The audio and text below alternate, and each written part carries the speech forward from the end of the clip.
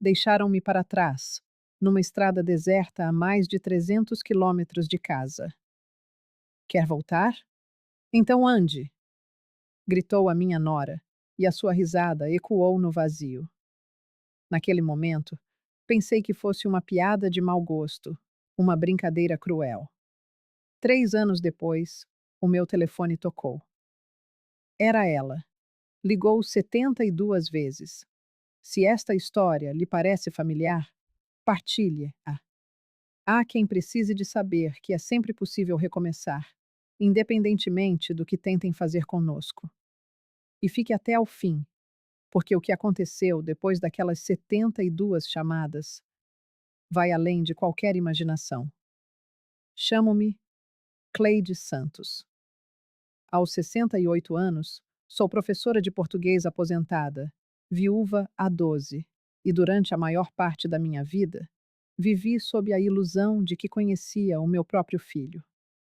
Acreditava que o amor de mãe era uma espécie de escudo, capaz de antecipar qualquer perigo. Estava enganada, e esse engano quase me custou a vida. Mas permitam-me começar pelo princípio. Porque a minha tragédia não começou naquela manhã de domingo, com o café envenenado. Ela foi construída aos poucos, em pequenos sinais que ignorei, crueldades que perdoei e mentiras nas quais escolhi acreditar. Eu vivia em Goiânia, no setor oeste, numa casa modesta que transbordava de afeto. Um lar que eu e o meu falecido marido, Paulo, erguemos tijolo a tijolo, literalmente. Ele era pedreiro, eu, professora, e aos domingos trabalhávamos juntos na nossa casinha. Tinha 3 quartos, uma varanda à sombra de uma jabuticabeira, e na cozinha, os azulejos portugueses que eu mesma garimpei numa liquidação. Cada recanto daquela casa guardava um pedaço da nossa história. Depois que o Paulo se foi, vítima de um infarte em 2013, a casa tornou-se a minha companhia. Eu acordava cedo, cuidava das minhas plantas, dava explicações a alguns alunos do bairro, ia ao mercado, conversava com as vizinhas. Uma vida simples, mas era a minha vida. A reforma de professora do Estado não era muito, mas permitia-me viver com dignidade. A artrite nas mãos doía nos dias frios, mas eu controlava com medicação e fisioterapia. O meu único filho, Ricardo, morava do outro lado da cidade com Amanda. Ele, com os seus 38 anos, era vendedor de carros.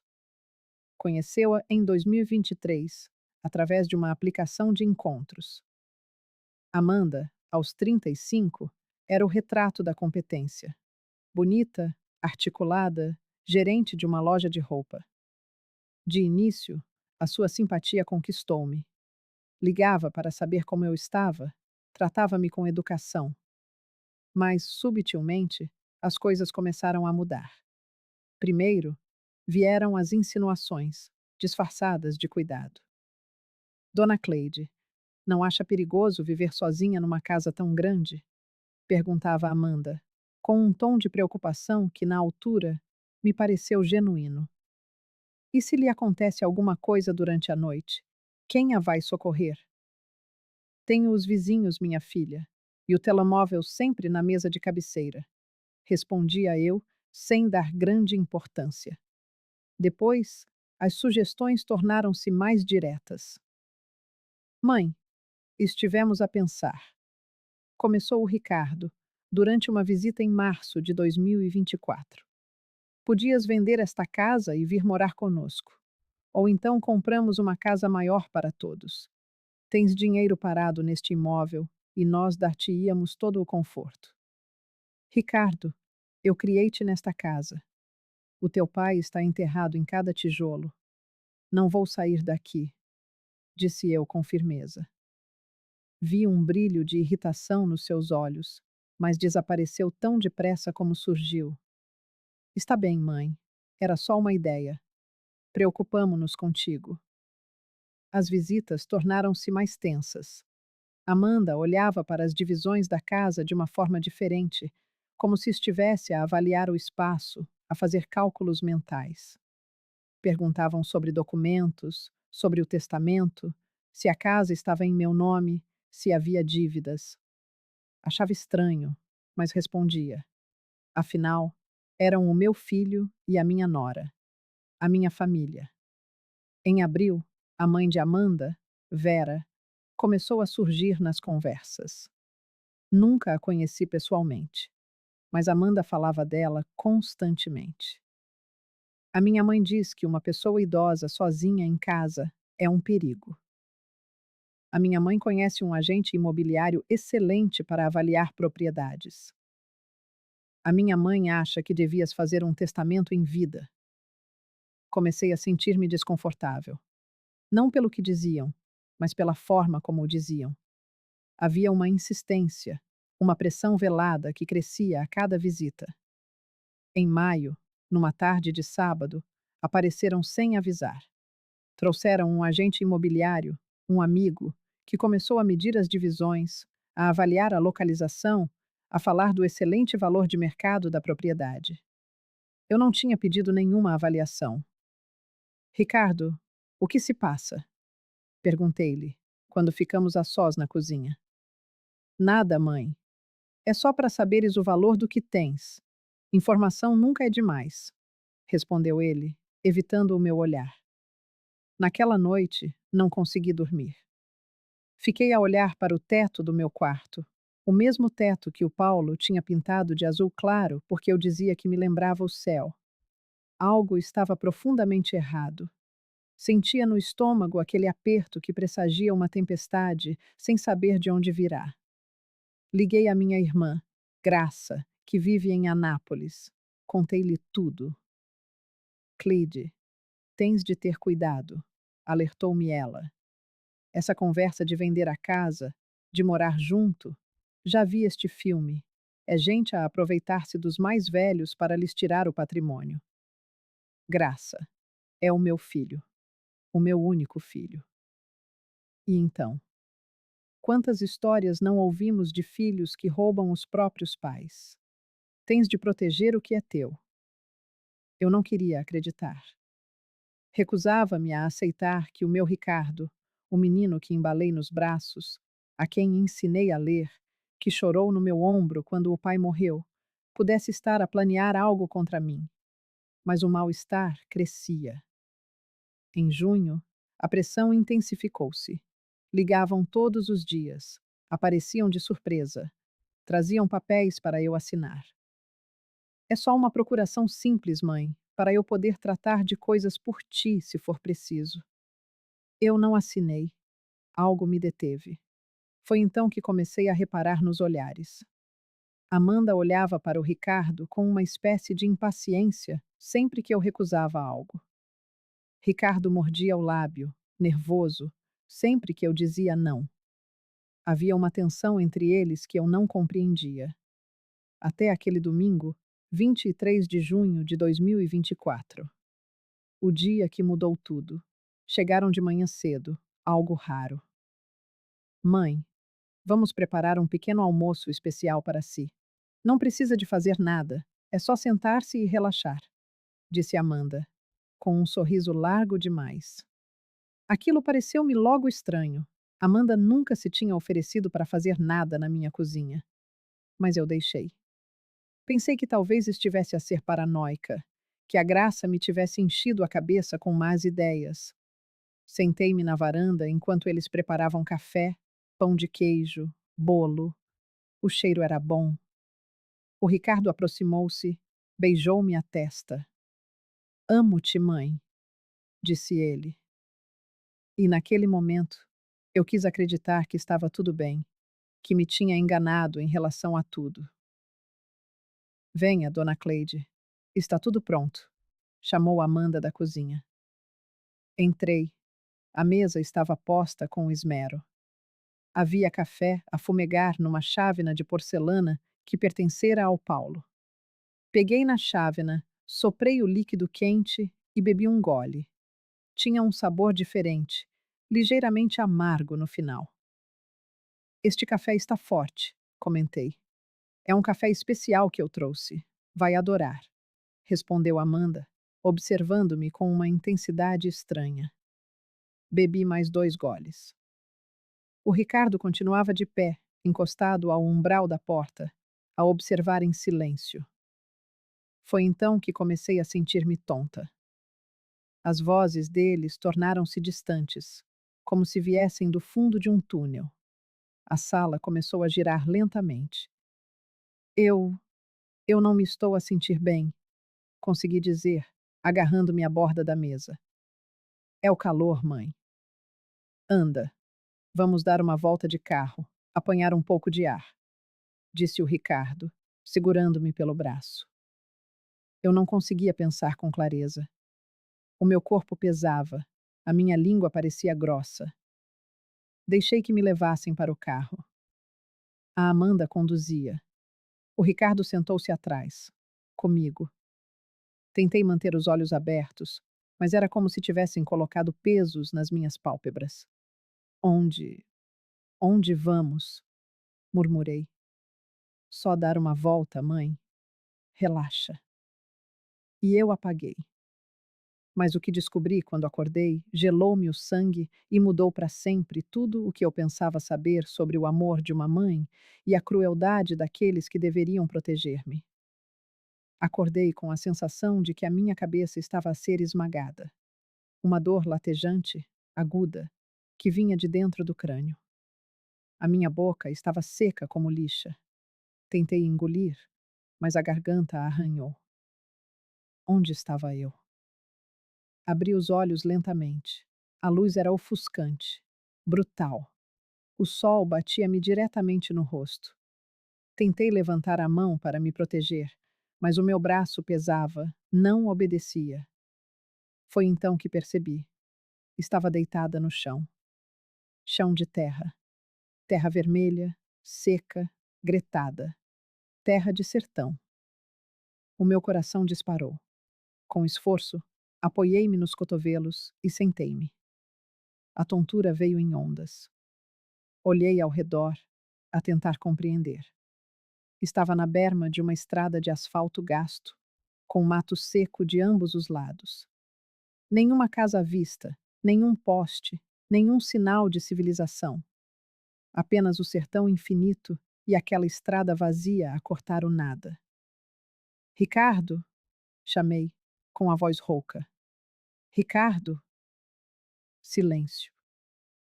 Apenas o som do vento quente a soprar nos ramos secos de uma árvore raquítica a poucos metros de distância. Foi então que vi, a uns 3 metros, uma garrafa de água de 500 mililitros e uma sanduíche de pão de forma envolta em película aderente. O meu estômago revirou-se. Isto não podia ser real. Tentei levantar-me. As minhas pernas tremeram, fraquejaram, mas consegui pôr-me de pé. A artrite nas minhas mãos ardia em brasa, agravada por ter dormido no chão duro. Cambaleei até a garrafa e peguei-a. Estava selada. Olhei para ambos os lados da estrada. Vazia. Completamente vazia. Nenhum único carro. E então, a memória regressou em flashes. O café. A Amanda a insistir para que eu bebesse mais. O Ricardo a amparar-me no carro. A tontura, a sensação de estar a flutuar. Tinham-me drogado e tinham-me trazido para aqui. Não! Gritei para o vazio. Ricardo! Ricardo! Volta aqui! A minha voz perdeu-se no vento. Comecei a andar pela estrada, trôpega, ainda atordoada pela droga, fosse ela qual fosse. Andei uns 50 metros e vi marcas de pneu na terra da berma. Marcas recentes. Tinham me deixado ali. O meu filho tinha me deixado ali. Caí de joelhos no asfalto quente que ardia através do tecido fino da minha calça. E então eu chorei. Um choro que não conhecia desde o funeral do Paulo. Porque naquele instante, a verdade atingiu-me com a brutalidade do sol. O meu filho tentara matar-me. Aquilo não era uma volta de carro, não era um mal-entendido. Era um plano. Tinham me drogado, trazido para o meio do nada e abandonado. na esperança de que eu morresse para poderem ficar com a minha casa. A casa que eu e o Paulo construímos. O choque deu lugar à fúria, uma fúria que subia do fundo do meu ser, queimando-me a garganta. Eu não ia morrer ali. Não lhes ia dar esse gosto. Limpei as lágrimas com as costas da mão. A minha mente ainda estava confusa, mas os pensamentos começavam a clarear. Precisava de pensar, de avaliar a situação. Olhei ao redor com mais atenção. A estrada parecia estender-se até ao infinito, em ambas as direções. Não havia sinalização. A vegetação era a do cerrado, seca e espinhosa. Peguei no telemóvel, que estava no bolso das calças. O ecrã estava rachado. Devia ter caído quando me deixaram ali. Tentei ligar. Sem rede. Claro que não havia rede. Tinham escolhido o local precisamente para que eu não pudesse pedir ajuda. Olhei para a garrafa de água na minha mão. Meio litro. Uma sanduíche. Era isto que eles achavam que eu precisava para morrer mais devagar? Ou era apenas para aliviar a consciência deles? Pelo menos deixamos-lhe água. Eu tinha duas opções: esperar que alguém passasse ou começar a andar. Olhei para o sol. Se estava no sertão, entre Goiás e Tocantins, como suspeitava, qualquer direção poderia levar a lugar nenhum. Mas ficar parada era uma sentença de morte. Guardei o celomóvel, peguei na garrafa e na sanduíche.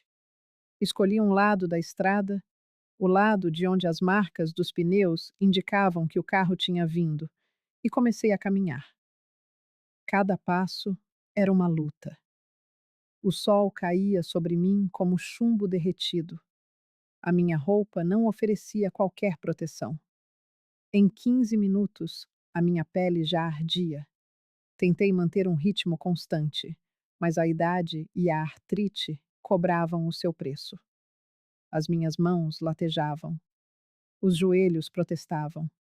A respiração tornava-se mais difícil a cada quilômetro. Bebi um pequeno gole de água. Não sabia quanto tempo aquela garrafa teria de durar. Passou 1 hora. Nenhum carro. A estrada continuava infinita, ondulante, a desaparecer na miragem de calor do horizonte.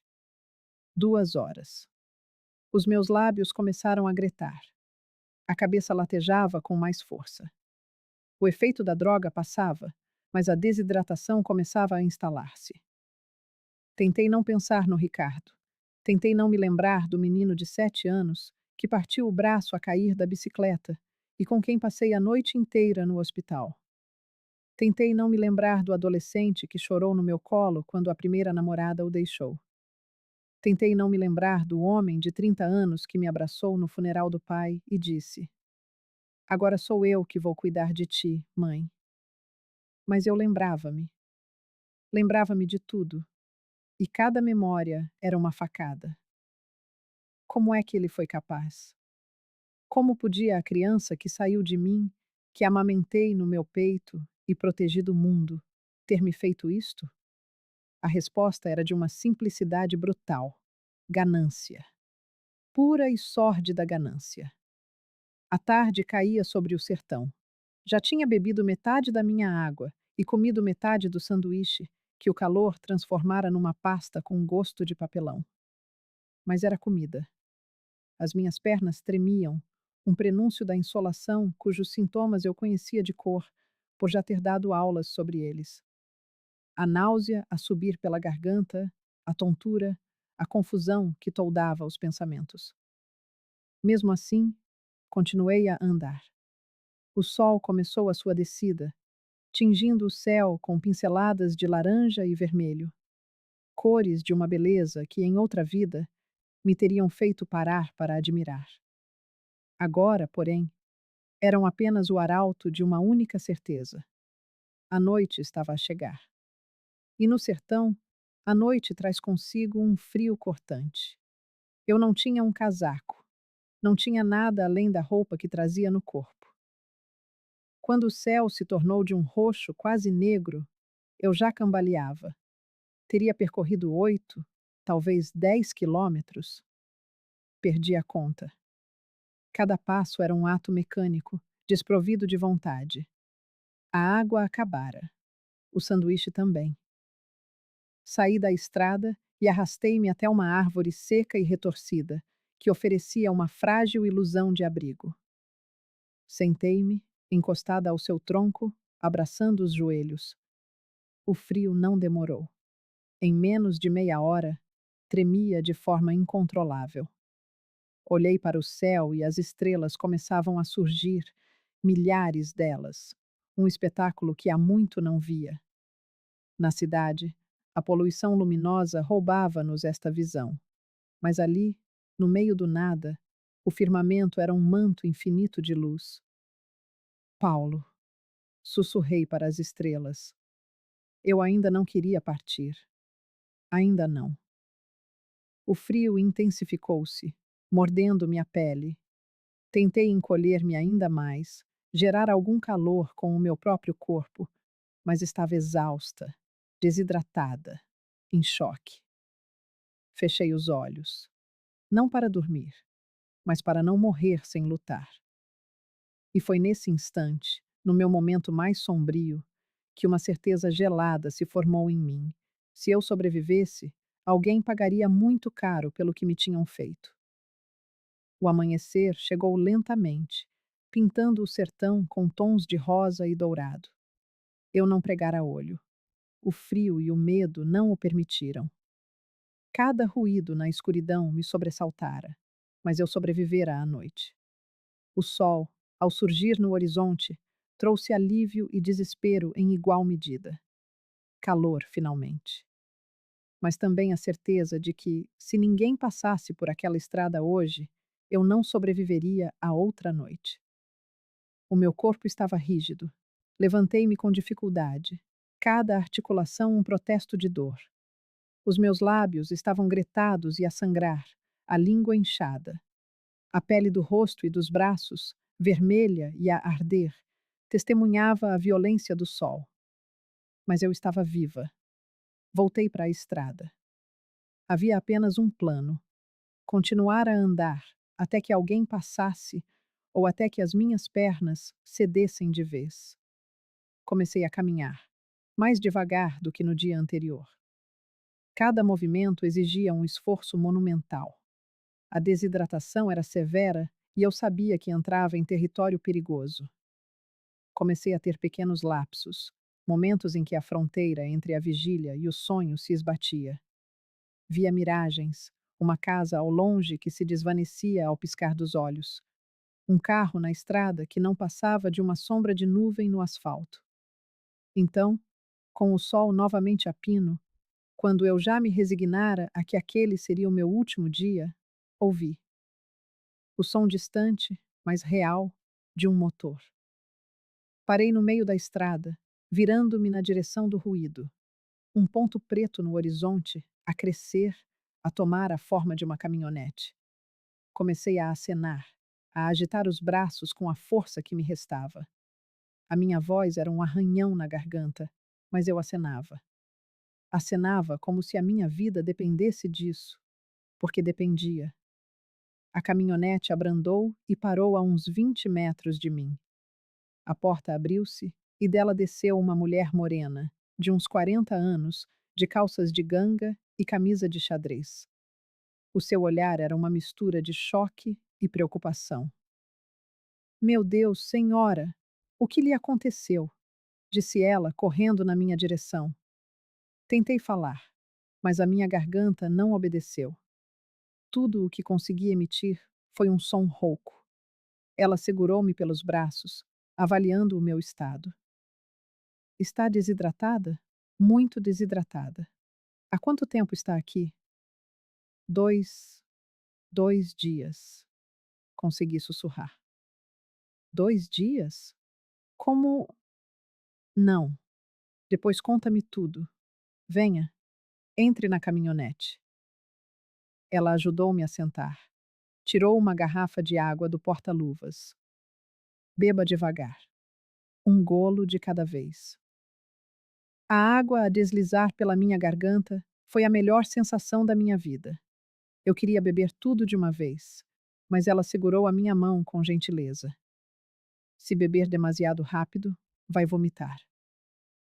Ligou o ar-condicionado no máximo e acelerou pela estrada. Sou a Lúcia. O que faz uma senhora sozinha no meio da GO 020? Deixaram-me. Deixaram-me aqui. Ela olhou para mim pelo espelho retrovisor, os olhos arregalados. Deixaram? Quem? O meu filho e a minha nora. O silêncio que se seguiu foi pesado, denso. Sentia a processar a monstruosidade das minhas palavras. O seu filho abandonou-a no meio do sertão? Eles drogaram-me, trouxeram-me para cá. Querem a minha casa. Lúcia apertou o volante com tanta força que os seus nós dos dedos ficaram brancos. Filhos da puta, disse ela em voz baixa, mas eu ouvi. Vou levá-la diretamente para o hospital em Goiânia. E depois vamos à polícia. Isto não vai ficar assim. Fechei os olhos, sentindo as lágrimas finalmente a correrem. Pela primeira vez em 2 dias, senti algo além de medo e desespero. Senti raiva, uma raiva fria e calculada. O Ricardo ia pagar. O Hospital Geral de Goiânia recebeu-me em estado de emergência. Desidratação severa, insolação de 2º grau, tensão perigosamente baixa. Passei 3 dias nos cuidados intensivos. Lúcia, a mulher que não me conhecia de lado nenhum e que podia ter simplesmente seguido o seu caminho, ficou comigo o tempo todo. Foi ela quem ligou a minha irmã Graça, que veio a correr de Anápolis. Eu avisei-te, disse Graça, assim que entrou no quarto. Eu avisei-te, Cleide, mas tu não quiseste acreditar. Eu sei, murmurei. Tu tinhas razão. No 4º dia, já estável e transferida para um quarto normal, recebi a visita de um homem de fato.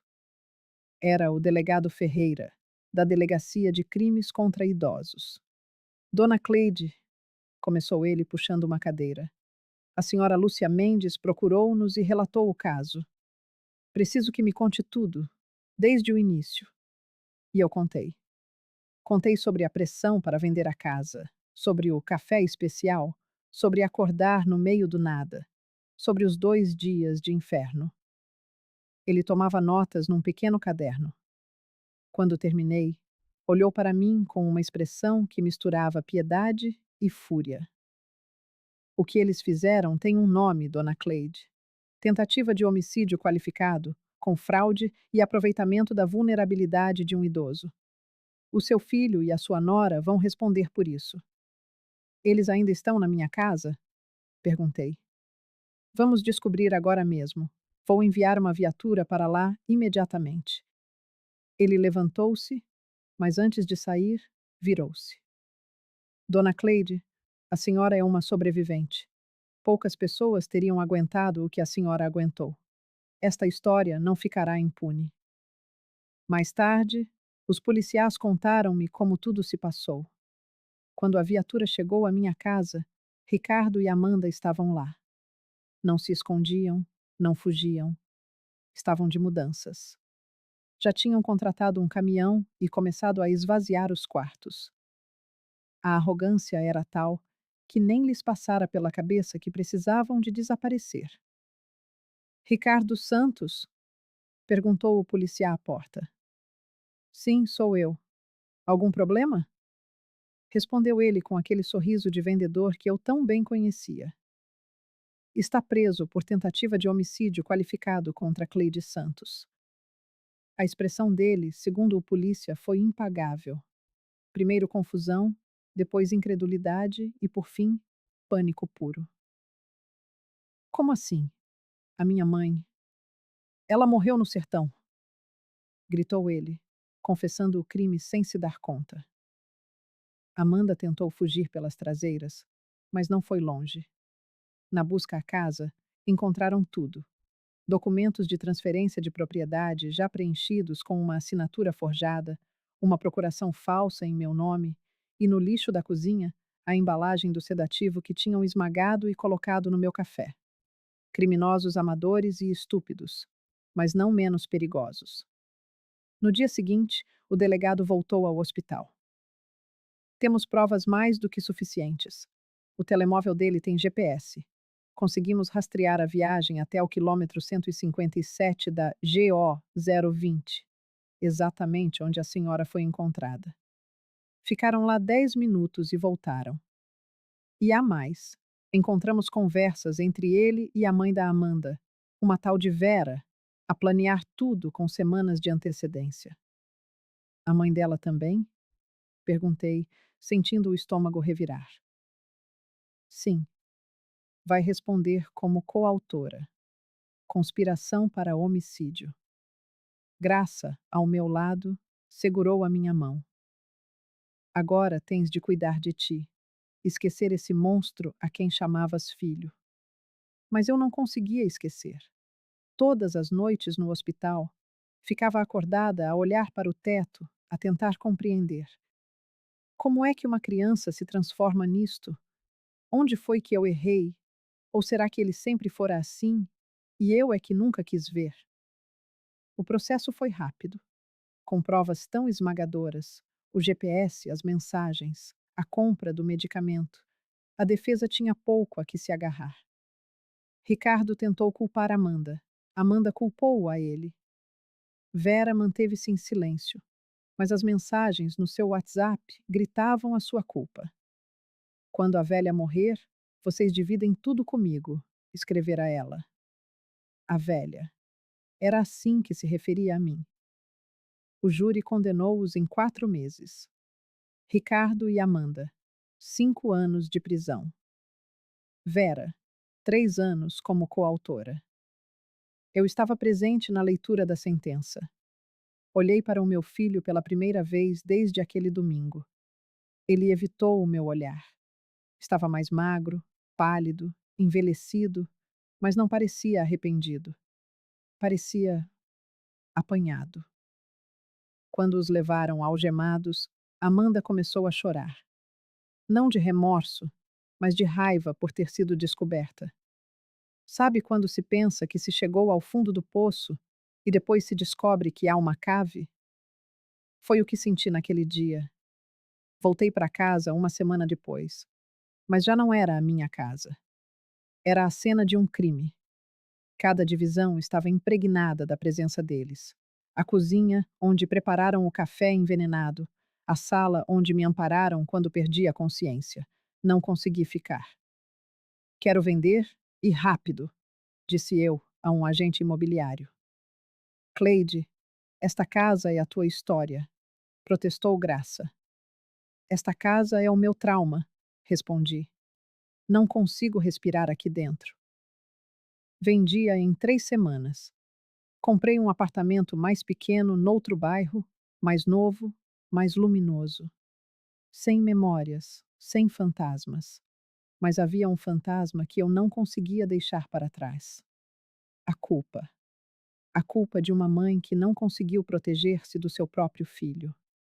E foi nesse momento, quando eu achava que nunca mais conseguiria confiar em ninguém, que a campainha do meu novo apartamento tocou. Era Lúcia, com uma proposta que mudaria tudo outra vez. Cleide, você não pode passar o resto da vida trancada neste apartamento, disse Lúcia, entrando com um saco de pães de queijo ainda quentes. 3 meses tinham passado desde a condenação. 3 meses em que eu vivera em modo automático. Acordar, tomar a medicação para a ansiedade, sentar-me no sofá, ver televisão sem prestar atenção, dormir. Lúcia, no entanto, aparecia 3 vezes por semana. Trazia comida, conversava, tentava arrastar-me para fora. Não tenho para onde ir, respondi, olhando pela janela. Então venha comigo. Para onde? Para o Centro Comunitário Esperança. Tem oficinas, grupos de apoio, atividades para a terceira idade. Você não precisa de passar por isto sozinha. Lúcia, eu não quero ver gente. Não quero. Fingir que está tudo bem? Ótimo! Lá ninguém finge. Toda a gente está aí a lidar com alguma coisa. Trauma, perda, solidão. Você não vai ser a única a sofrer. A sinceridade dela desarmou-me. Não sei se consigo. Então venha só para me fazer companhia. Uma vez. Se odiar, nunca mais precisa de voltar. No dia seguinte, eu estava no lugar do passageiro da sua caminhonete, a caminho de um bairro que nunca tinha pisado. O Centro Comunitário Esperança era uma casa grande, pintada de amarelo, com um jardim florido. Uma placa na entrada dizia: Todos são bem-vindos. Lá dentro, o som de vida, um grupo de mulheres a fazer crochê, idosos a jogar dominó, crianças a desenhar, e uma sala onde decorria uma roda de conversa. Vem, puxou-me Lúcia, sentei-me no círculo. Uma psicóloga chamada Juliana conduzia a sessão. Hoje vamos falar sobre recomeços, disse ela. Alguém quer partilhar? Um homem falou sobre como reconstruiu a vida depois de um divórcio que lhe levara tudo. Uma mulher mais velha contou como descobriu a sua força depois de o marido morrer e a deixar cheia de dívidas de jogo. Cada história era uma facada de reconhecimento e, ao mesmo tempo, um bálsamo que me fazia sentir menos sozinha. Quando chegou a minha vez, hesitei. Não precisa de falar se não quiser, disse Juliana, com gentileza. Mas eu queria. Pela primeira vez em meses, eu queria pôr tudo para fora. O meu filho tentou matar-me, confessei, e a minha voz, para minha surpresa, soou firme. Drogou-me, abandonou-me no sertão para morrer e ficar com a minha casa. E o pior é que ainda me sinto culpada, como se eu tivesse falhado enquanto mãe. O silêncio na sala era pesado, mas não era de julgamento, era de compreensão. Juliana inclinou-se na minha direção. Cleide, disse ela, a culpa que sentes não é pelo que fizeste. É pelo que esperavas que o amor de mãe pudesse fazer. Esperavas que ele curasse a ganância, a crueldade. Mas o amor não pode mudar quem não quer ser mudado. Algumas pessoas simplesmente escolhem o seu caminho, independentemente do amor que recebem. Ou talvez tenhas visto os sinais e escolhido acreditar no melhor dele, porque é isso que as mães fazem. Isso não te torna culpada, torna-te humana. Chorei ali, diante de 10 estranhos. Chorei de uma forma que nunca tinha conseguido fazer, sozinha no meu apartamento. E quando terminei, cada pessoa naquela sala veio abraçar-me. Voltei ao Centro Esperança no dia seguinte. E no outro. E em todos os que se seguiram. Comecei a participar nas oficinas. Havia uma de pintura que me despertou o interesse. Eu, que nunca tinha pintado na vida, sempre fui uma mulher das palavras, da literatura. Mas peguei num pincel e comecei. No início, eram apenas borrões de cor. A raiva era um vermelho sangue, a tristeza, um azul profundo, o medo, um negro absoluto. Mas aos poucos, formas começaram a emergir daquele caos.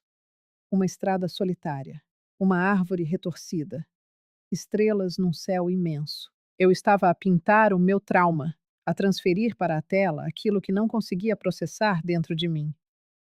Você tem talento, disse-me um dia a Ana, a professora da oficina. Já pensou em fazer disto a sua profissão? Eu ri. Tenho 68 anos. É um pouco tarde para uma nova carreira. Nunca é tarde. E você tem algo que a técnica não ensina. Tem uma história. As suas pinturas têm alma. Passei a pintar ainda mais. Não só o trauma, mas também a superação.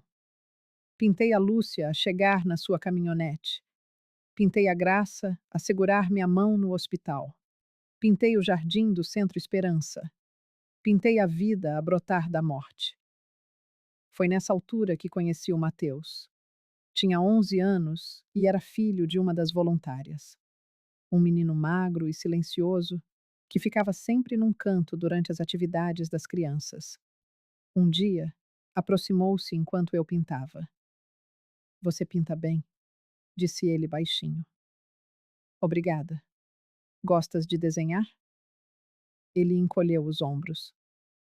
Não sei. Nunca tentei a sério. Queres tentar agora? Ele hesitou, mas acabou por aceitar. Sentou-se ao meu lado e eu dei-lhe papel e lápis de cor. Começou por desenhar uma casa, uma família, um cão, a imagem da infância feliz. Mas, de repente, começou a cobrir tudo com um lápis preto, rabiscando com uma força que quase rasgava o papel. Mateus, o que aconteceu? Perguntei com suavidade. Ele parou. Olhou para mim e eu vi nos seus olhos algo que reconheci de imediato: dor. O meu pai foi-se embora. Disse que eu era um erro, que nunca quis ter um filho. O meu coração apertou-se. Isso não tem a ver contigo. Tem a ver com ele. Alguns adultos. Alguns adultos não sabem dar o amor que as crianças merecem. Mas isso não significa que tu tenhas menos valor. A minha mãe diz o mesmo, mas dói na mesma. Eu sei, murmurei. Acredita em mim. Eu sei. Tornamo-nos amigos, eu e aquele menino. Ele começou a frequentar as minhas sessões de pintura. Pintávamos lado a lado, em silêncio, cada um a processar as suas dores à sua maneira.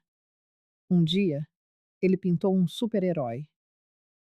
É você, disse ele, porque você sobreviveu. Olhei para aquele desenho tosco, de uma mulher de capa a voar, e senti algo dentro de mim curar-se um pouco. 6 meses depois de ter chegado ao Centro Esperança, a Ana fez-me uma proposta. Cleide, quero que assumas a oficina de arte comigo, como co-instrutora voluntária. Eu? Mas eu mal sei o que estou a fazer. Tu sabes exatamente o que estás a fazer. Estás a usar a arte como terapia e a ensinar as crianças, especialmente o Mateus, a fazer o mesmo. Isso é mais valioso do que qualquer técnica acadêmica. Aceitei. E pela primeira vez desde o trauma, senti que tinha novamente um propósito. Já não era professora de português. Era agora professora de arte, de cura através da arte. Passaram-se 3 anos. 3 anos em que reconstruí a minha vida, tijolo a tijolo, pincelada a pincelada. Tornei-me diretora do programa de artes do Centro Esperança.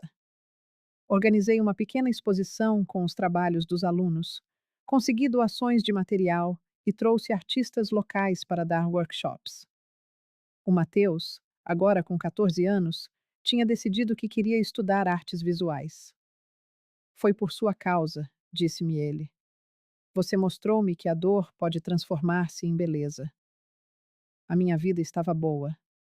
Não era perfeita. Ainda tinha pesadelos, ainda tomava medicação para ansiedade e para ansiedade, ainda havia dias em que não conseguia sair da cama. Mas estava viva. Estava a viver. Foi então que recebi a carta. Chegou num envelope oficial do Tribunal de Justiça de Goiás. Abri-o com as mãos a tremer. REF. Processo Criminal 048-2024. O condenado Ricardo Santos encontra-se elegível para liberdade condicional após cumprimento de 3/5 da pena.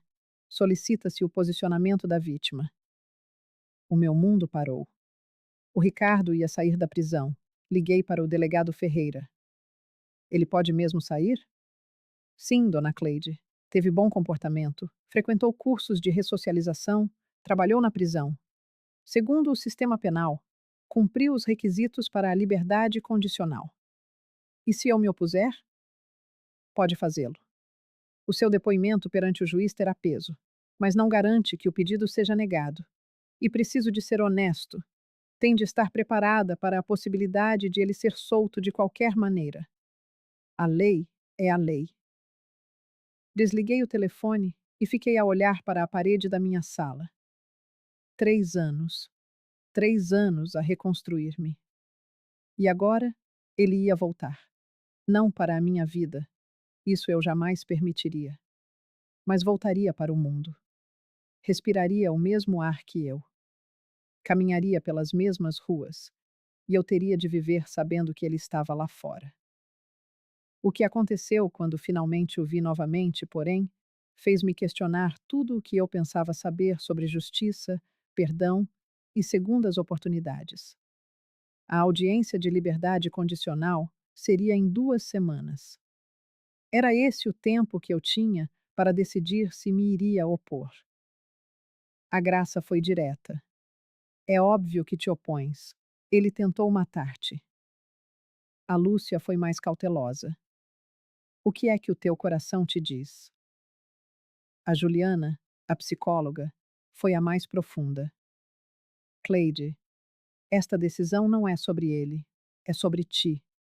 O que te trará mais paz? Lutar para o manter preso ou aceitar que o sistema seguirá o seu curso? Eu não sabia. Passei aquelas 2 semanas num turbilhão. Pintava furiosamente, tela após tela. Imagens violentas de raiva, dor e traição, que depois rasgava em pedaços. O Mateus percebeu. Professora Cleide, está tudo bem? Estou a lidar com algo difícil, querido. Quer conversar? Sentei-me com ele no jardim do centro. Lembras-te do que te contei sobre o que me aconteceu? Sobre o meu filho? Sim, foi horrível. Ele pode sair da prisão. E eu tenho de decidir se peço ao juiz para que ele continue preso ou não. O Mateus ficou em silêncio por um momento. Depois perguntou: Você quer que ele continue preso? Uma parte de mim quer. A parte que ainda tem medo. Mas outra parte está cansada. Cansada de carregar esta raiva. O meu pai mandou-me uma carta no mês passado, disse o Mateus de repente. A primeira em 3 anos. Diz que está arrependido e que quer ver-me. E o que vais fazer? A minha mãe disse que a escolha é minha. Acho que vou aceitar vê-lo.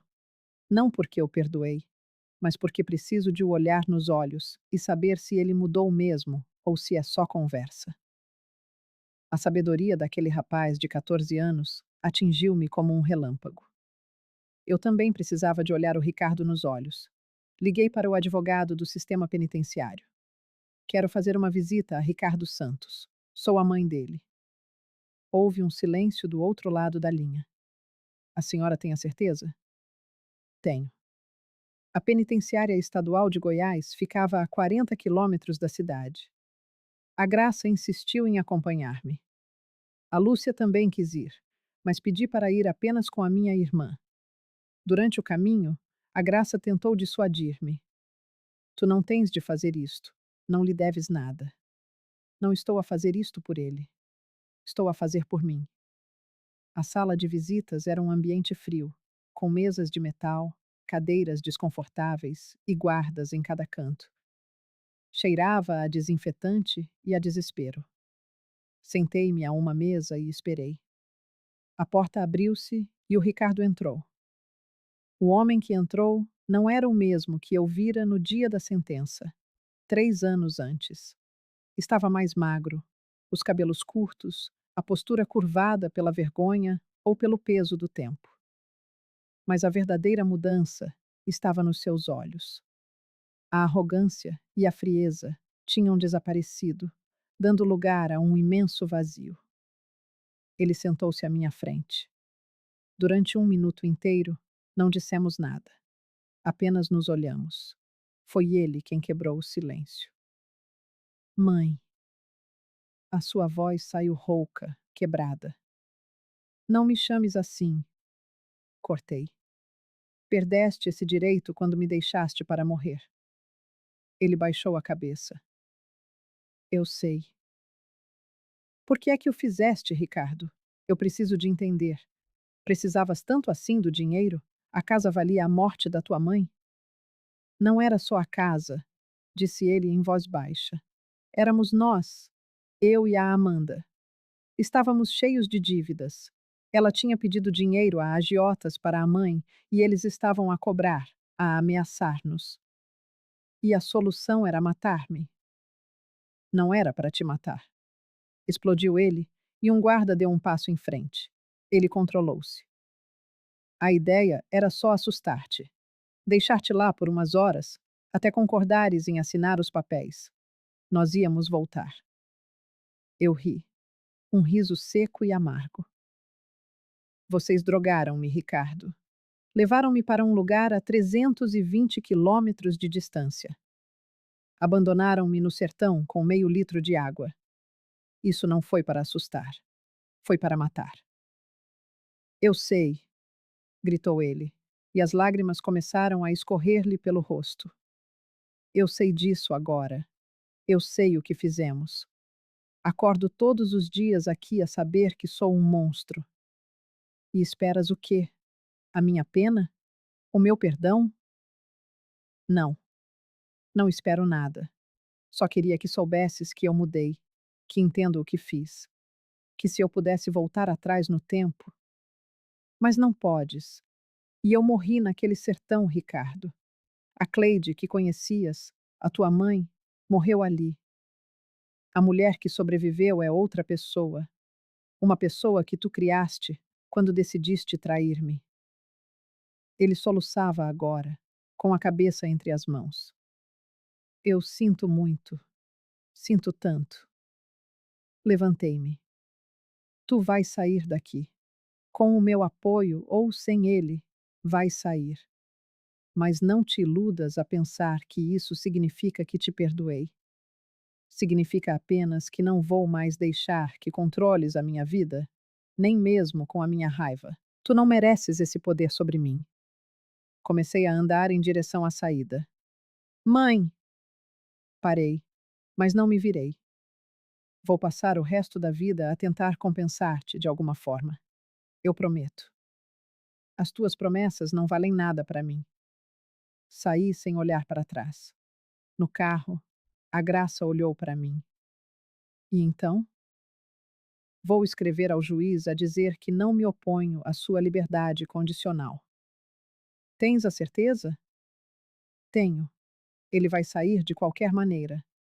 Mas vai sair a saber que eu escolhi libertar-me. Não a ele. A mim. O Ricardo foi libertado 3 meses depois, em liberdade condicional. Tinha restrições. Tinha de viver num albergue para ex-presidiários, não se podia aproximar a menos de 500 metros de mim, e tinha de trabalhar e apresentar-se mensalmente a um juiz. Soube da sua libertação, mas não pensei muito nisso. Estava ocupada com o centro, com os meus alunos, com uma nova exposição que estávamos a organizar. A vida continuava, e era uma vida boa. 6 meses depois da sua libertação, o Centro Esperança organizou a minha primeira exposição a solo. O tema era Renascimento. Pinturas que retratavam a minha jornada, da morte no sertão à nova vida que construí. Era uma noite de sexta-feira. O pequeno espaço cultural do centro estava cheio. Amigos, alunos, voluntários, pessoas da comunidade. Até a imprensa local tinha aparecido. Eu estava nervosa, mas feliz. O Mateus estava ao meu lado.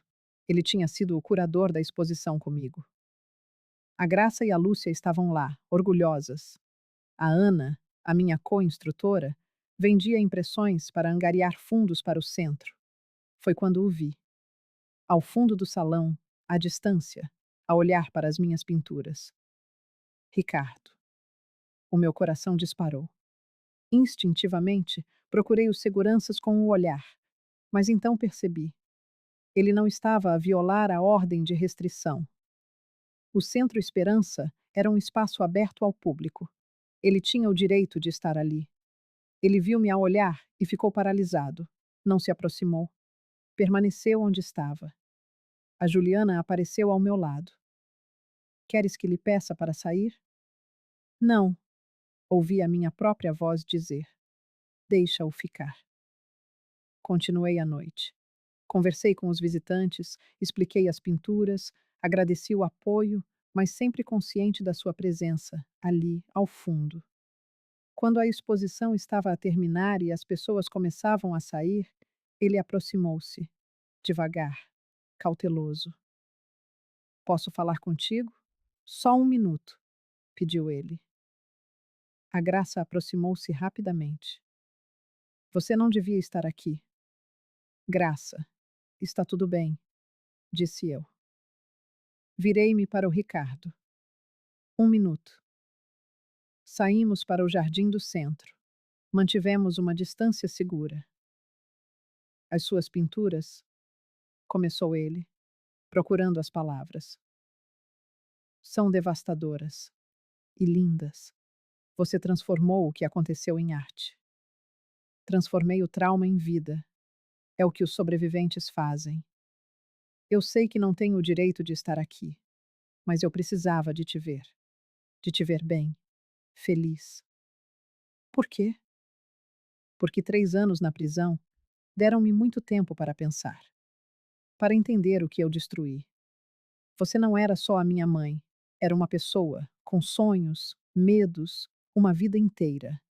E eu quase te tirei tudo isso por dinheiro. Por um dinheiro maldito que nem precisávamos. E o que queres agora? Absolvição? Não. Quero que saibas que estou a tentar ser diferente. Terminei o ensino médio na prisão. Fiz um curso de marcenaria. Consegui um trabalho modesto, numa carpintaria. A Amanda também saiu, está numa lavandaria. Nós não estamos mais juntos. Eu vivo num quarto minúsculo, mas pela primeira vez na vida, sou honesto. Sobre quem eu sou e sobre o que eu fiz. Observei-o. Havia algo de novo no seu semblante. A antiga arrogância dera lugar a uma humildade palpável. A autoconfiança fora substituída por uma vulnerabilidade que, paradoxalmente, o tornava mais humano. Ricardo, não sei se algum dia conseguirei chamá-lo de filho outra vez, mas reconheço o esforço que está a fazer para mudar. E isso é alguma coisa. A sua resposta foi um sussurro. É mais do que mereço. Ficamos em silêncio. Um silêncio denso, carregado de anos de dor, mas já não hostil. É melhor que vás agora, eu disse, a minha voz neutra. Ele acenou e foi-se embora. Voltei para dentro, onde o Mateus me esperava. A professora está bem? Estou. Estranhamente, estou. Pensei que aquela seria a nossa última interação, que ele seguiria a sua vida e eu, a minha, em órbitas que jamais se voltariam a cruzar. Mas a vida tem as suas próprias marés. 3 meses depois, quando a memória daquela visita já começava a desvanecer-se, o meu telefone tocou. O número era desconhecido. Atendi. Dona Cleide? É a Amanda. Uma onda de gelo percorreu-me o corpo. Como conseguiste o meu número? Eu sei que não quer falar comigo, mas é sobre o Ricardo. Ele está no hospital. Está mal. Muito mal. As palavras que se seguiram, derramadas ao longo de 5 minutos de pura angústia, desfizeram o meu mundo mais uma vez, colocando-me numa posição que eu jamais imaginara. A de decidir se salvaria, ou não, o homem que tentara matar-me. Tumor cerebral, disse Amanda, a voz partida do outro lado da linha. Inoperável. Os médicos dão-lhe 3 meses, no máximo. O mundo ao meu redor emudeceu. Segurei o telefone contra o ouvido, mas não conseguia formar palavras. Ele começou com dores de cabeça há 2 meses, continuou ela. Achou que era estresse. Quando começou a desmaiar no trabalho, foi ao hospital.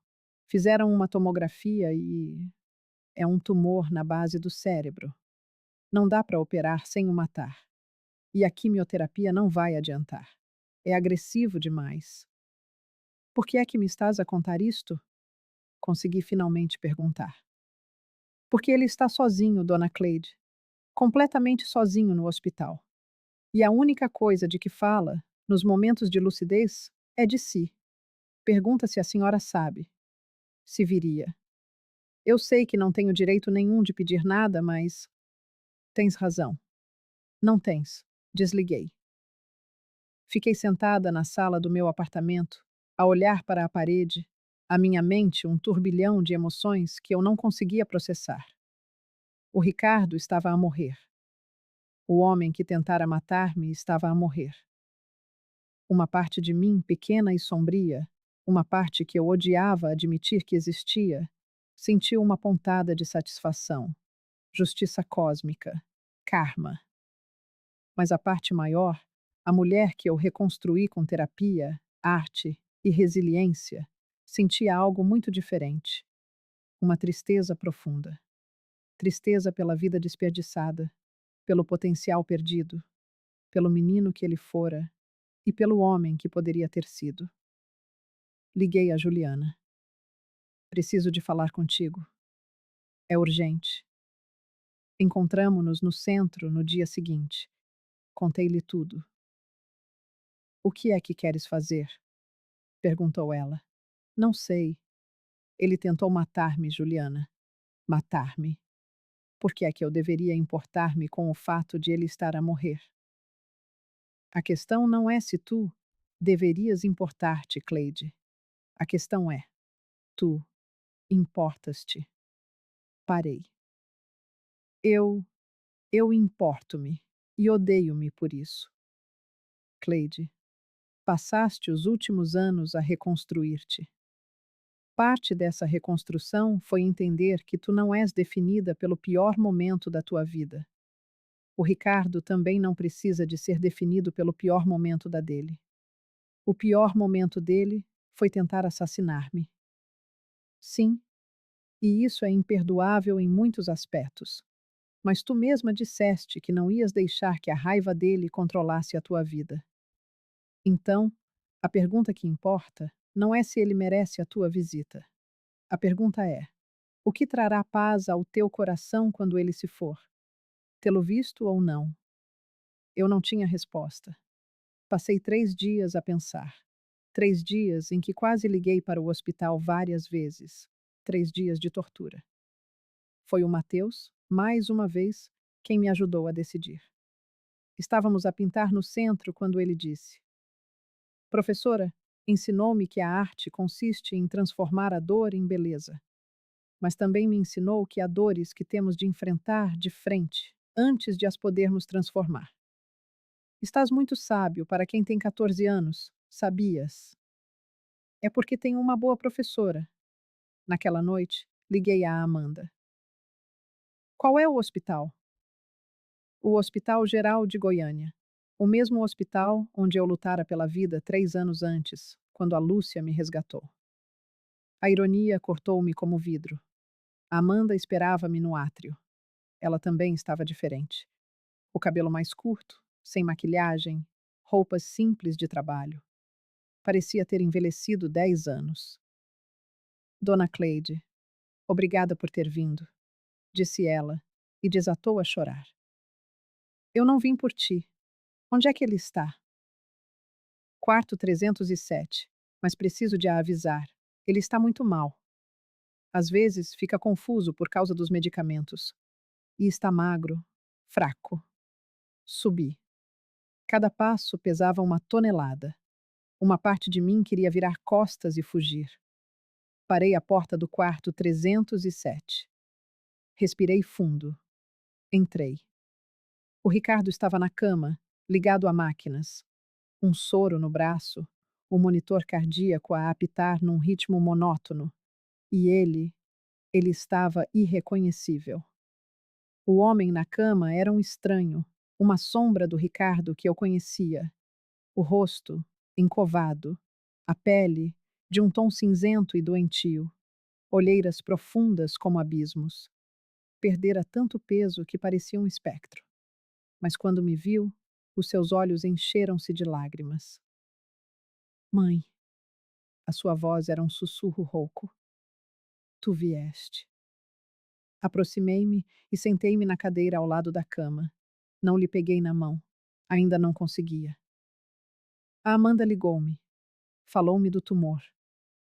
Eu não lhe pedi para ligar, mas eu queria ver-te uma última vez. Por quê? Porque não posso morrer a ser o teu carrasco. Eu preciso de morrer a ser o teu filho. As lágrimas escorreram-me pelo rosto antes que eu pudesse impedi-las. Ricardo, tu deixaste de ser meu filho quando me abandonaste para morrer. Eu sei, e vou morrer a carregar esse peso. Mas nestes últimos meses, desde que saí, passei todos os dias a tentar perceber como me transformei naquele monstro. E a resposta é simples: ganância. Ganância pura. Era a voz da Vera, a sussurrar na minha cabeça, a dizer que os idosos não precisam de casas grandes, que era um desperdício, que a senhora morreria em poucos anos e a casa seria minha. Mas eu não morri. Não, tu não morreste. Sobreviveste e construíste uma vida linda. Eu vi as tuas pinturas, mãe. São incríveis. Fizeste aquilo que eu tentei tirar-te. Viveste. Ficamos em silêncio por um momento, apenas o som do monitor a preencher o espaço. Quanto tempo te deram os médicos? Perguntei. 6 semanas, talvez 8. O tumor está a crescer. Vai começar a pressionar as partes do cérebro que controlam as funções vitais. A certa altura, vai apertar algo importante e acaba. Tens medo? Muito. Não de morrer sem ter compensado nada do que fiz, de morrer e tu continuares a pensar que eu sou aquele homem que te magoou. E não és? Não, já não sou. 3 anos na prisão. Vemos coisas lá. Pessoas que não têm salvação, que só querem aperfeiçoar-se no crime. Mas há outras que quebram, que olham ao espelho e não reconhecem quem vem. Eu quebrei, mãe. Quebrei completamente e tive de me reconstruir do zero, exatamente como tu. Olhei para ele, olhei de verdade e vi um remorso genuíno, uma dor verdadeira.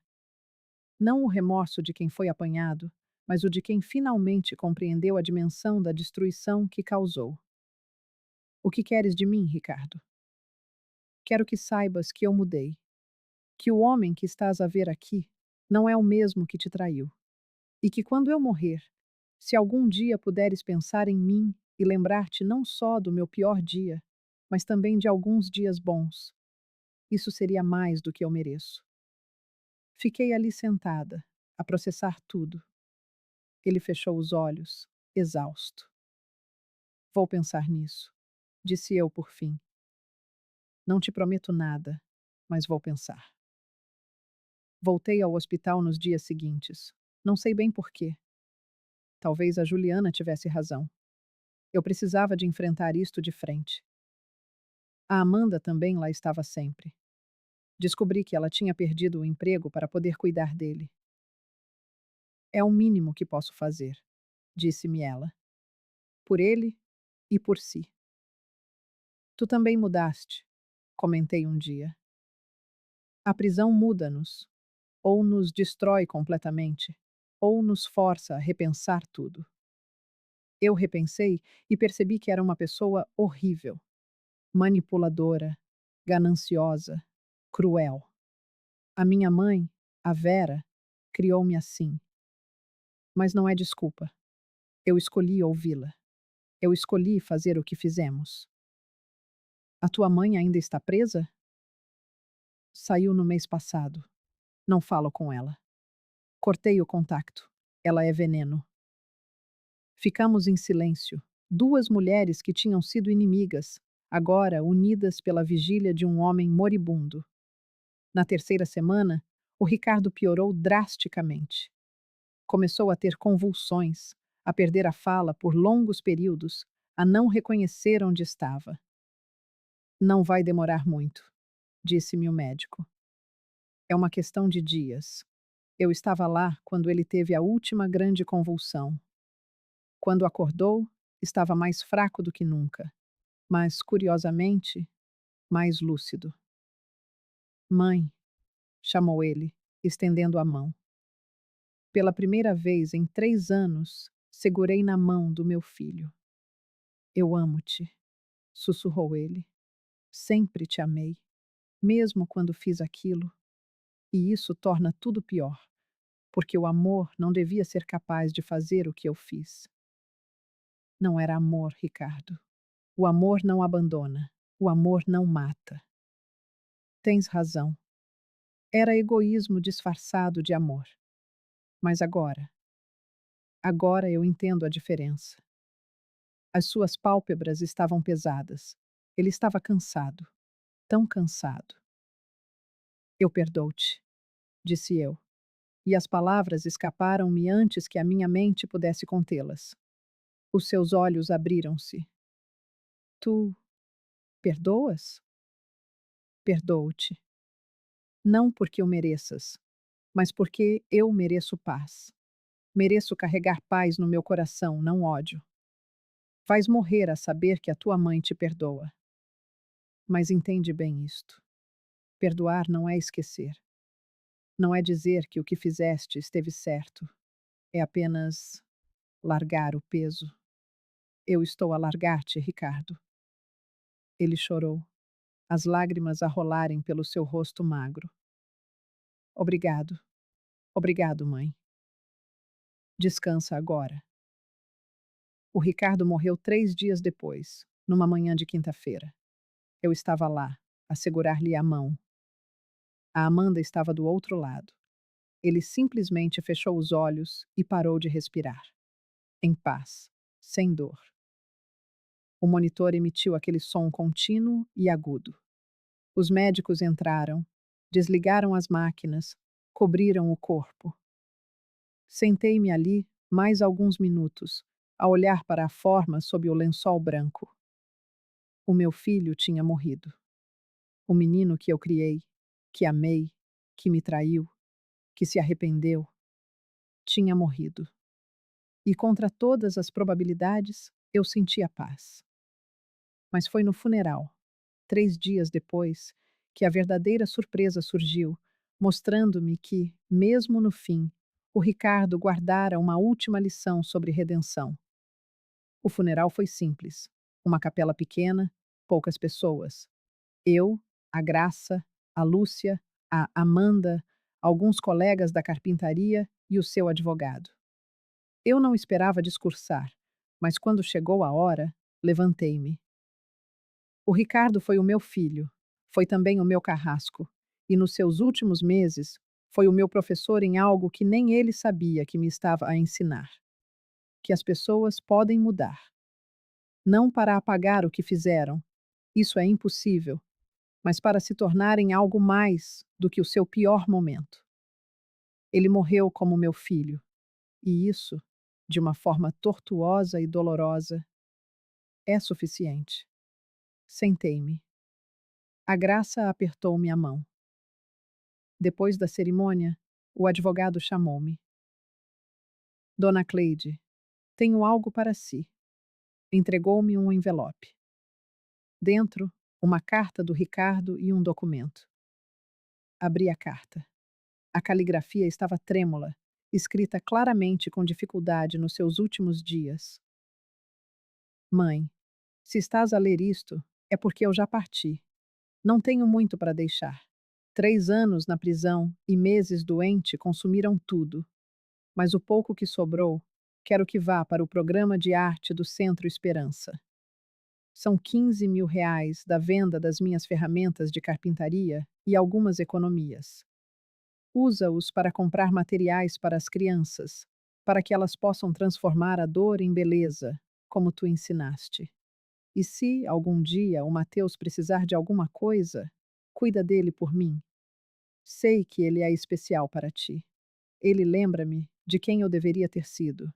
Amo-te, sempre te amei, mesmo quando não sabia o que o amor significava. O teu filho, Ricardo. Apertei o papel contra o peito e chorei.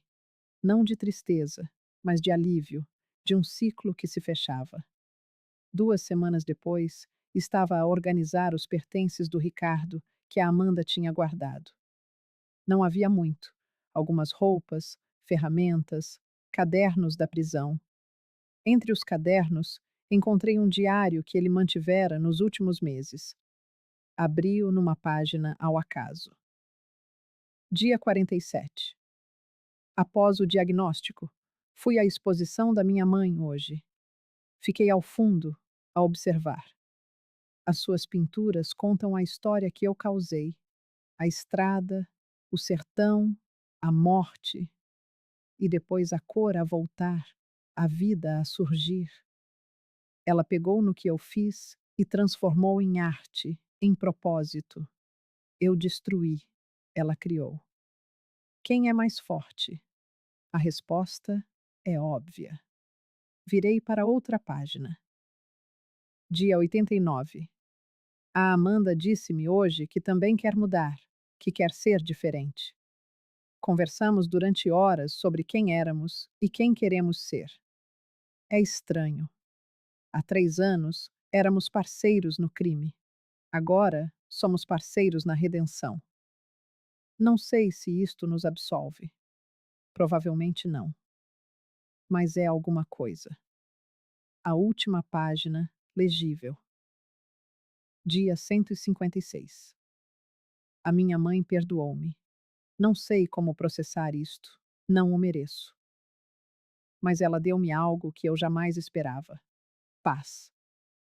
Posso morrer agora, não como o homem que a traiu, mas como o filho que aprendeu, tarde demais, o que o amor realmente significa.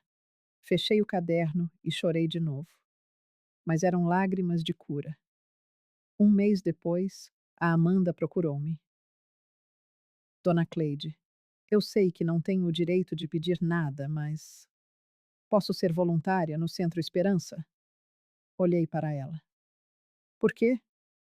Porque preciso de fazer algo de útil, respondeu ela, a voz firme. Algo que compense, nem que seja minimamente, o que fizemos. E porque o Ricardo falou-me deste lugar, de como a salvou. Eu quero ajudar a salvar outros.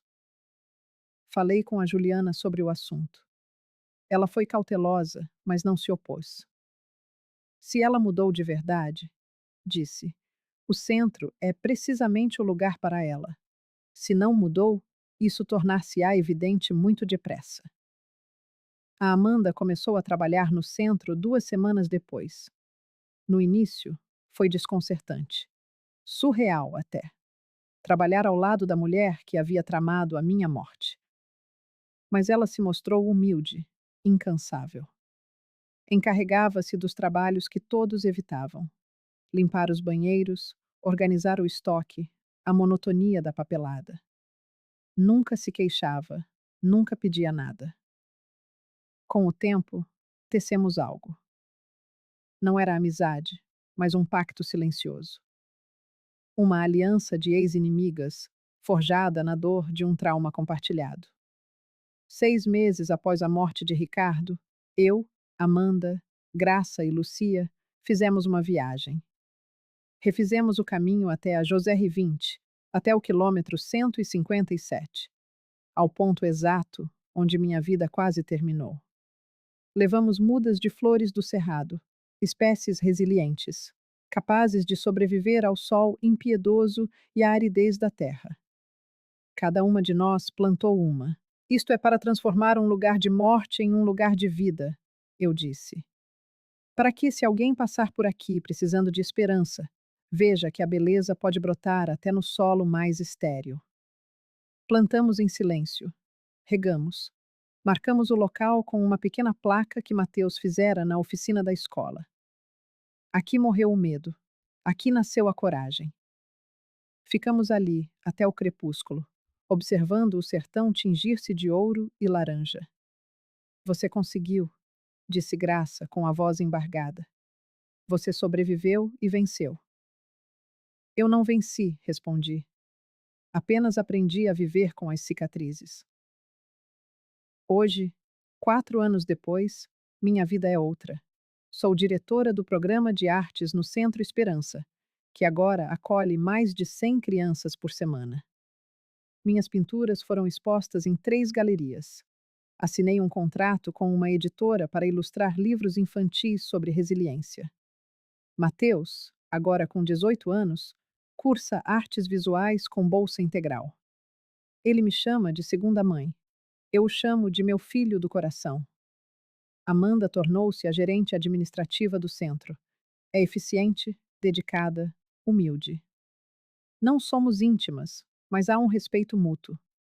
Ela também carrega suas cicatrizes e está aprendendo a conviver com elas. Lucia continua sendo minha melhor amiga, minha salvadora, meu anjo da guarda de caminhonete. E Graça, ela me visita todo mês. Diz que vem para garantir que estou bem, mas eu sei que é por amor. Nesses anos, voltei àquele lugar mais 3 vezes. Na última, as plantas que havíamos deixado estavam em flor, flores amarelas e rosas, desafiando a hostilidade do sertão. Fotografei e, ao voltar, pintei aquela cena. Batizei a tela de resiliência. As pessoas às vezes me perguntam: como você perdoou seu filho? E eu respondo: eu não perdoei o que ele fez. Perdoei quem ele se tornou. Há uma diferença. Outras insistem: você não sente raiva? Sinto. Sempre sentirei. Mas a raiva não me governa. Ela é apenas uma parte de quem sou agora. Uma parte que me lembra da minha força. A verdade é que não existe superação perfeita. Não existe cura completa. Ainda tenho pesadelos, ainda preciso de remédios, ainda desconfio de um café cuja origem desconheço. Mas estou viva. E estou vivendo uma vida com sentido, propósito e amor. Ricardo tentou me tirar tudo, e de uma forma torta e trágica, ele acabou me dando mais do que eu jamais tive. Deu-me uma força que eu desconhecia. Deu-me um propósito que eu havia perdido. Deu-me uma segunda chance de ser não só professora, mas mentora, artista, sobrevivente. Há 3 meses, eu dava aula de pintura para uma nova turma. Uma menina de 9 anos, Isabela, vinda de uma situação de abuso familiar, estava frustrada. Não consigo, ela disse, largando o pincel. Eu me aproximei e disse: claro que consegue. Sabe como eu sei? Porque você já sobreviveu à parte mais difícil. Pintar é só colocar no papel a vitória que você já conquistou aí dentro. Ela me olhou com seus olhos grandes. Professora, é verdade que você quase morreu? É verdade. E agora você é feliz? Parei. Pensei por um instante. Sim, agora eu sou feliz. De um jeito diferente de antes. Talvez um jeito melhor, porque é uma felicidade que eu mesma construí e que ninguém pode me tirar. Ela sorriu e voltou a pintar. Se você me ouviu até aqui, quero que saiba de uma coisa. Não importa o que fizeram com você, quem o traiu ou quão fundo você caiu. É possível recomeçar. Não será fácil. Vai doer. Haverá dias em que você vai querer desistir. Mas se uma mulher de 68 anos sobreviveu a 2 dias no sertão e reconstruiu a vida do zero, você também pode sobreviver ao seu próprio sertão, seja ele qual for. O lugar para onde me levaram para morrer tornou-se o meu berço. E se aconteceu comigo, pode acontecer com você. Então agora, peço que faça algo por mim. Compartilhe esta história com alguém que está no fundo do poço, que acha que não há mais saída, com alguém que precisa saber que sempre é tempo de recomeçar, porque a única vingança real contra quem tenta nos destruir é continuar vivendo, e viver bem, e viver plenamente. Se esta história o tocou, deixe um comentário contando sua própria jornada de superação. Você não está só. Somos uma comunidade de sobreviventes. E sobreviventes não desistem. Ah, E aquelas 72 chamadas da Amanda que mencionei no início? Foi 3 anos depois do abandono, quando o Ricardo recebeu seu diagnóstico final. Ela ligou 72 vezes em um único dia, desesperada, tentando me contar, com medo de que ele partisse sem o meu conhecimento. Eu não atendi nenhuma, deixei que ela sofresse um pouco. Mas quando ela finalmente enviou uma mensagem explicando tudo, na chamada seguinte, eu atendi. E foi a ligação que mudou tudo. Porque me deu a chance de fechar o ciclo, de perdoar, de me libertar por completo. Às vezes, a última chance que damos a alguém é, na verdade, a primeira chance real que damos a nós mesmos. Pense nisso e vá viver a sua vida plenamente, ferozmente, maravilhosamente, porque você merece. Eu mereço. Todos nós merecemos. Até as pessoas que erraram gravemente merecem a chance de morrer em paz. E as pessoas que sobreviveram merecem viver em paz. Esta é a minha mensagem final. Minha última pincelada nesta tela. Agora vá e viva a sua história. Sua história. Ela está esperando por você.